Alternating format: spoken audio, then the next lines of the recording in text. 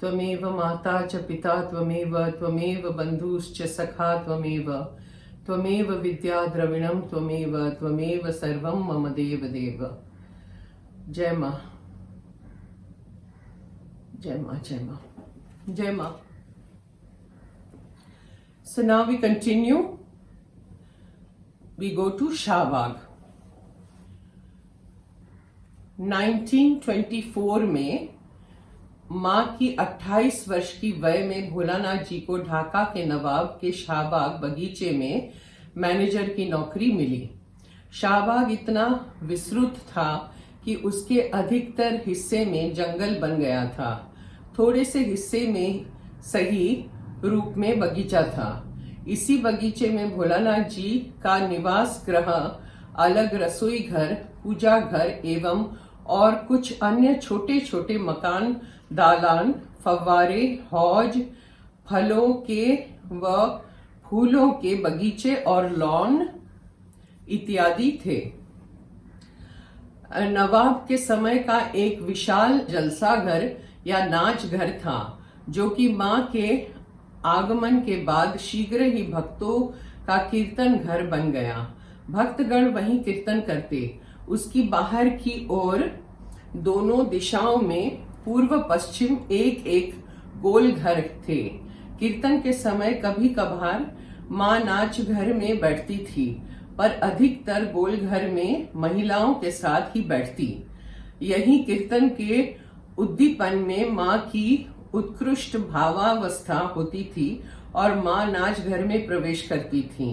दीदी की डायरी में उन अवस्थाओं का विस्तार पूर्वक वर्णन है। माँ का शरीर जैसे हवा में पत्ता उड़ता है, वैसे भूमि पर ऐसी त्वरित गति से घूमता था कि शरीर का स्पष्ट आकार भी दिखाई नहीं देता था। खड़ी हुई अवस्था में भी जब शरीर चक्राकार घूमता, तब माँ के चरण भूमि स्पर्श नहीं करते थे। बाहर एक अरब फकीर की दरगाह के पास जाकर माँ ने कुरान की आयतें बोलकर नमाज पढ़ी थी, उसी देव भंगी में। इसके उपरांत नाच घर के पास माँ के घर के सामने एक तालाब था, गोल कुंडाकार, जिसके चारों पार्श्वों में झाऊ के पेड़ थे। पश्चिम की ओर पूजा घर था, जिसके एक कोने में बकुल वृक्ष था। उसके फूलों से जमीन ढकी रहती थी। माँ कभी कभी उस पेड़ के पास जाती थी। इसके पास एक झाऊ पेड़ था। भावावस्था में माँ कभी कभी उसके पास बैठी रहती थी। उसी पेड़ को जब काटा गया, तब देखा गया कि वो चंदन बन गया था और उसकी कितनी डालियां कितने भक्त ले गए। पूजा में चंदन की तरह घिसकर उसका उपयोग किया गया। एक टुकड़ा लाकर माँ को भी दिखाया गया था। एक हौज बेगमों के लिए था, जो जल पूर्ण था, और दूसरा खाली था। इन सभी स्थानों पर माँ की लीलाएं हुई थी। भाई जी प्रथम बार माँ के दर्शन करने के बाद 1 साल तक दोबारा नहीं आए। वे समीपस्थ गुरुद्वारे में जाकर कभी कभी दूर से माँ के दर्शन करते थे। शाहबाग में माँ के शरीर में क्रियादि एवं भावावस्था की तीव्रता अब तीव्रतम हो गई थी और फिर धीरे धीरे माँ लीला समेटकर जन समूह के मध्य अवगुंठन का त्याग कर आने लगी। माँ की ख्याति, माँ का दिव्य आकर्षण चारों ओर विस्तृत हो गया। शाहबाग में रहते ही सामने सिद्धेश्वरी आश्रम बना, तत्पश्चात रमणा का। 1932 तक ढाका में निवास करने के बाद माँ किसी को कुछ भी कहे बिना भोलानाथ जी व भाई जी को साथ लेकर देहरादून के पास रायपुर नामक गांव में गईं। भग्न शिव मंदिर में निवास किया। इसी मंदिर को सूक्ष्म में देखकर माँ ने भोलानाथ जी को उसके बारे में बताया था।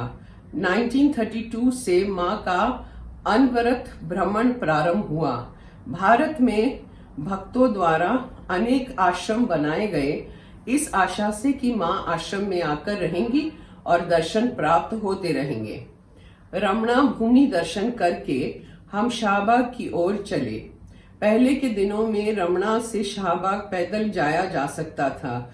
बीच में इमारतें नहीं थी, मैदान और गहन झाड़ियां थी, पेड़ थे। अब हम ढाका के ट्रैफिक से गुजरकर ढाका यूनिवर्सिटी की आर्ट्स कॉलेज की ओर बढ़े। शाहबाग गार्डन अब यूनिवर्सिटी का हिस्सा बन गया है। हमने यूनिवर्सिटी के फाटक से अंदर प्रवेश किया। ऐसा लगा कि शाहबाग का असली फाटक यही होगा। भीतर जाते समय देखा कि दाहिनी ओर बांग्लादेश के प्रसिद्ध शायर नजरुल, ऐसा कुछ था, नजरुल की मजार की बड़ी सी इमारत खड़ी है।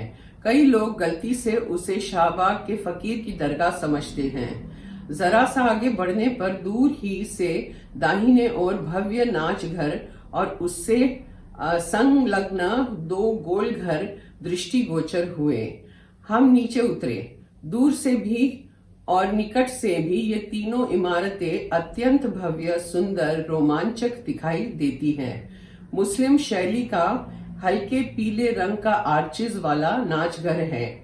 माँ जब यहाँ रहती थी तब ये सारे आर्चिज बीच में से खुले थे। अब उनके प्रवेश को दीवार बनाकर बंद कर दिया गया है। अभी भी उस पुराने दृश्य का आभास मिलता है। दोनों गोल घरों के बाहर विशाल वृक्ष है, कटहल, नीम और आम जैसे, जो हमें बताया गया कि नवाब के समय के है, अर्थात माँ यहाँ थी तब के। भीतर जाकर देखा कि नाचघर की आधी फर्श काले व सफेद संगमरमर की है। माँ ने भी स्वमुख से कभी ये बताया था। गोल घरों के भीतर झांक कर देखा तो सामान भरा हुआ था और सफाई नहीं की गई थी। काफी अस्वच्छ बनाकर रखा था, बहुत ही अस्वच्छ था। मतलब हम लोग जब अंदर गए और देखा तो वी कुड नॉट बिलीव कि इतना ये लोग ऐसा रख सकते हैं। It was very unclean. नाच घर भी अब कैंटीन में बदल जाने से आमिष भोजन की दुर्गंध आती है। It's become like a college canteen, जहाँ पे सब खाना पकता है और तरह तरह की बदबूएं आती हैं, you know. So what kind of food we really don't know, but so it was very sad to see that. जो गोलघर सड़क की ओर है उसमें माँ कभी कभी रात्रिवास किया करती थी। ऋषिकेश के शिवानंद आश्रम के दिव्य जीवन संघ के अध्यक्ष आदरणीय स्वामी चिदानंद जी महाराज की माँ के प्रति अनन्य श्रद्धा थी। वे स्वयं माँ के लीला के इन स्थानों का दर्शन करते हुए करने हेतु बांग्लादेश गए थे। जब उन्होंने शाहबाग के गोलघर की ऐसी दुर्दशा देखी तब भावावेश में आकर अपने हाथों से सफाई करने लगे थे। अन्य कोई पुराना दालान, मकान, हौज, फव्वारे दिखाई नहीं दिए। भाई जी जिस गुरुद्वारे में खड़े रहकर माँ के दर्शन किया करते थे वो हमने दूर से देखा। बीच में शाहबाग की दीवार, कंपाउंड वॉल है। नाच घर के निकट एक पेड़ के तले में एक दरगाह है जो अरब फकीर के शिष्य की है। श्री अमूल्य कुमार दत्त गुप्ता की पुस्तक में ये लिखा है कि वो माँ के साथ रमणा से शाहबाग दर्शन के लिए गए थे। एक बकुल वृक्ष के नीचे फकीर के शिष्य की दरगाह देखी थी। लिखते हैं कि उसके ऊपर छत नहीं है, वृक्ष ही उसे छाया देते हैं। हमने वो देखी, किंतु जिस फकीर की दरगाह के पास माँ ने नमाज पढ़ी थी वो स्थान हम नहीं खोज पाए। नवाबों के विलास क्षेत्र होने के बावजूद शाहबाग आध्यात्मिकता से ओत प्रोत है। माँ ने कहा था कि अरब फकीर की दरगाह के पास वाली झाड़ी से धूप की सुगंध निकलती थी। इस फकीर को शाहबाग आने से पहले माँ ने देखा था। किसे पूर्णता दान करने के लिए माँ कब कहाँ क्या लीला करती है माँ ही जानती है। शाहबाग से लौटते समय मैंने मन में निश्चय किया कि दोबारा अवश्य आऊंगी जब लोग कम हो, कॉलेज बंद हो और बाहर से लोगों की अनुपस्थिति में शांति से मौन रहकर स्थल की सूक्ष्म तरंगे, वाइब्रेशंस आत्मसात कर सकूं। पता नहीं वो जा पाए कि नहीं, बिकॉज आज उत्तरा नहीं है। सो उनको बहुत ऐसा था कि मैं दोबारा यहाँ आऊंगी, दोबारा आऊंगी। मुझे पता नहीं है वो गई कि नहीं दोबारा, आई एम नॉट श्योर। अब हमें बैंक में एक्सचेंज लेने के लिए जाना था। पिनाकी दास साथ में थे। वे अपने किसी रिश्तेदार के यहाँ ठहरे थे। हम 8 व्यक्तियों को टाका लेने में काफी विलम्ब हुआ। भारतीय 100 रुपए के 114 टाका मिलते हैं। हमने प्रति व्यक्ति करीब 250 से $300 बदल कर टाका लिया। इन सब कामों से निपटकर जब बाहर आए तो जोरों की भूख लगी थी। बाहर कहीं भी खाना मुश्किल था। इस देश की ब्रेड में भी अंडे रहते हैं। नॉन वेजिटेरियन तो हर जगह मिलता है। हमने अपने साथ लाए हुए खाने के सामान व चाय के से काम चला लिया। बांग्लादेश के यात्री को ये 3 बातें अवश्य याद रखनी चाहिए। जिन्होंने मुझे ये प्रश्न पूछा था उनको मैं बता रही हूँ कि आप कह रहे थे कि हम जाएं तो कैसे करें, क्या करें, तो ये 3 चीजें आप जरूर याद रखिए। फर्स्ट, खाने की सूखी चीजें, नाश्ता काफी मात्रा में साथ रखनी चाहिए और खुद चावल, सब्जी या खिचड़ी बनाने के लिए कुकर व अन्य सामान भी रखना आवश्यक है। उसके लिए कुकिंग सीखना बहुत जरूरी है। 2, पीने के पानी की मिनरल वाटर बोतलों का ही उपयोग करना चाहिए। कहीं भी ग्लास वास उनका कुछ भी नहीं, क्योंकि एवरीथिंग स्मेल्स ऑफ नॉनवेज। 3, पढ़े लिखे लोग, यहाँ तक कि ढाका यूनिवर्सिटी के विद्यार्थी भी अंग्रेजी नहीं बोल पाते। हिंदी का तो प्रश्न ही नहीं उठता। केवल बांग्ला ही बांग्ला का प्रचलन है। अतः 2 भाषी इंटरप्रेटर को साथ में रखना चाहिए, बहुत जरूरी है, वरना you will not be able to do anything. Negotiation नहीं होगा, आपको कोई भी काम नहीं होगा, क्योंकि कोई समझता ही नहीं है। सो आज का यहां तक है। अभी next time we will meet again for the next chapter.